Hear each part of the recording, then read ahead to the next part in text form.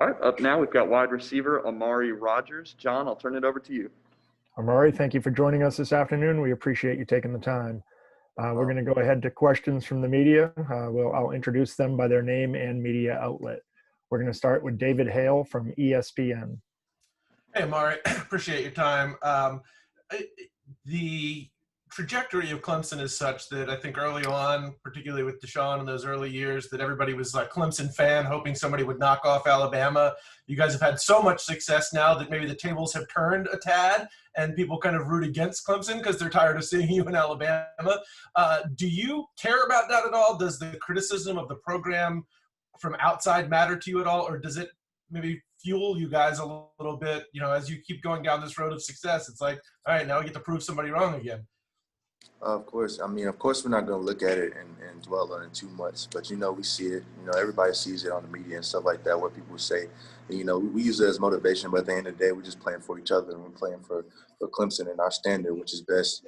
So that's what we do every single day. We come out and we prepare to our standard. And we just go out there on game days, try to play to our standard. So that's really the only thing we focus on is Clemson. Our next question is Brad Senku from All Clemson. Hey, Amari, I wanted to ask you, this Ohio State game, does it feel like a rivalry to you? And have you paid attention to maybe some of the back and forth that's been going on between the fans, like on social media? So does this feel like a rivalry?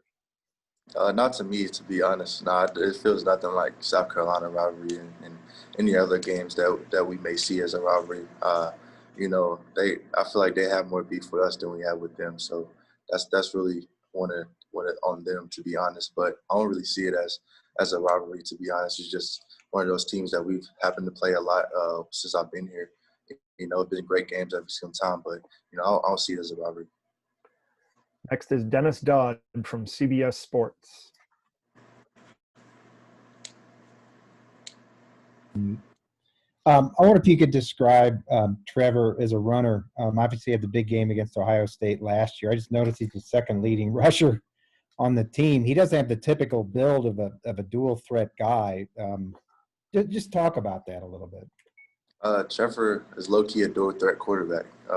To be honest, he can run past anybody. If you have the wrong angle, he can definitely run by you. And that's something that I feel like a lot of people have slept on throughout his career is his running ability and his way to escape the pocket if something's not there and get positive yards out of it. So he's just continuing to get better at that. And, hopefully, he's able to do that more in the playoffs. So, I'm excited to see how he does.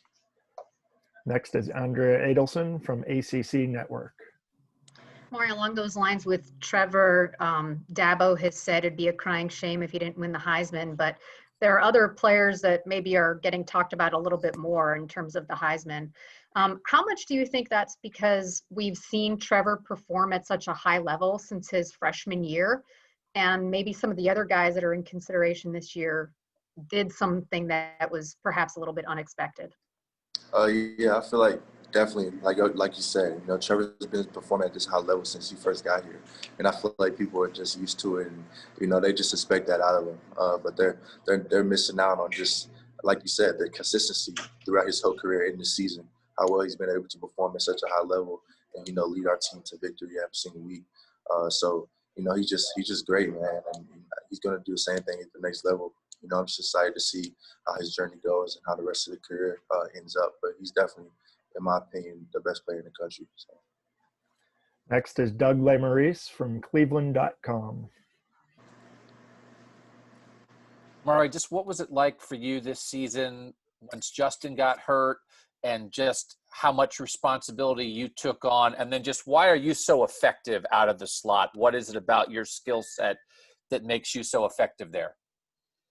Just coming into the season, originally, with it being my last year, I put everything into my preparation, just knowing that this was my last season out there with my brothers. So, I want to give it my all and give my all for the coaching staff and teammates so that we can go out there, handle business. And as far as me in the slot, I just feel like my route running ability is good.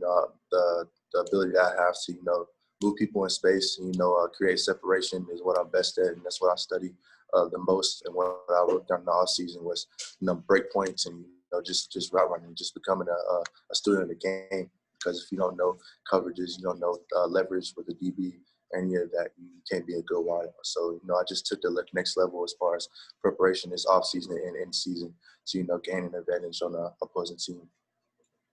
We'll now go to Anna Hickey from Clemson 24/7. Hey, Amari. The wide receivers last year versus Ohio State struggled a little bit at the line and just in general to kind of produce downfield. Is that something that you guys have made a talking point going into this game, and you kind of being really the only one among the players this year having faced Ohio State, or at least getting a chunk of plays? Is that something that you kind of take it upon yourself to make a point of emphasis, I guess? Oh yeah, for sure. We're definitely aware we didn't play to the standard last year versus Ohio State. We didn't make the plays that we feel like was needed for us to win the game the way we wanted to. And we've been challenged by Coach Sweeney about that. So we definitely take that to hand when we're preparing to practice like that. Just knowing that we didn't make the plays needed that we needed to make in order to get the win the way we wanted to. So we've been working all week versus press technique. Just in practice, making those competitive plays against our defense, just to create that mindset, and get ready for the game. Because if you don't make plays in practice, you're not going to make it in the game. So just creating them habits in practice is just going to make it easier for you when it comes game time. We now go to Stephen Means from cleveland.com. Hey, Amari, I know you only got a chance to go up against him for a half before he got ejected, but going up against Shaun Wade in the slot last year, what type of matchup problem did he have for you?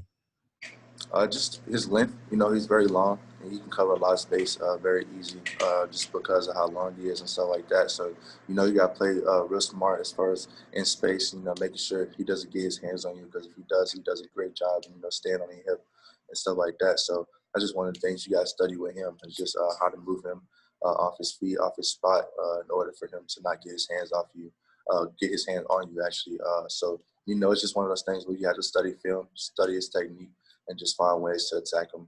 So that's just part of the game. You just got to study the opposing athletes' technique and stuff like that, and try to find advantages to get on them. So. Next is Zachary Brasler from the New York Post. Maury, what are you going to remember the most about Trevor? He's got this great records, won a championship, put up these great stats. What is going to stick with you years down the road as you kind of recall playing with him? Just the type of competitor he is. You see he only has one loss as a starter, and it's not just because he's been on good teams. It's because of the competitor he is, and he expects the best out of everybody, while he is expecting the best out of himself as well. So he doesn't like losing. So for losing, you can tell he's not going for it. So he's going to push everybody, to get the best out of them and bring their best. And that's something I'm gonna definitely miss from him. Is just a competitor that he is. Mark, what do you remember last year after the loss to LSU? He went around the locker room telling guys we'll be back. What do you remember about that? And and how fitting is it that he's got a shot to win another title here? For sure. That was just him being the leader that he is, just going around, just letting everybody know that it's gonna be okay, and that he has another year, and he's gonna make sure that we're back in the same spot. He's been doing that all year, just making sure that we're pushing each other so that we can get back to that stage, which is a national championship. So, that's been everybody's goal all year, and that's what we've been striving for and grinding for. So we all have the same goal in hand. We just gotta finish. One final question from Matt Connolly from The State. Amari, what do you think of New Orleans, and what is it like playing there? And then why do you feel like, for whatever reason, you guys haven't played your best time? Shoot, I don't know why we haven't played our best. I guess we just haven't had the best luck. But I like New Orleans. It's a nice city. With Bourbon Street and stuff like that. But with COVID and stuff, we're not even gonna be able to see anything for real. We're just gonna be there a couple of days before the game. Really be just like an away game. But of course, we know we haven't handled business there like we wanted to in the past. But hopefully we can get one this year and switch up the curse a little bit. But Coach Sweeney's definitely been reminding us about it. So it's definitely in the back of our minds for us to go in there and try to switch it up a little bit with a win. Thank you very much for your time this afternoon, Amari. We'll let you get back to practicing and preparation. Thank you again. Thank you.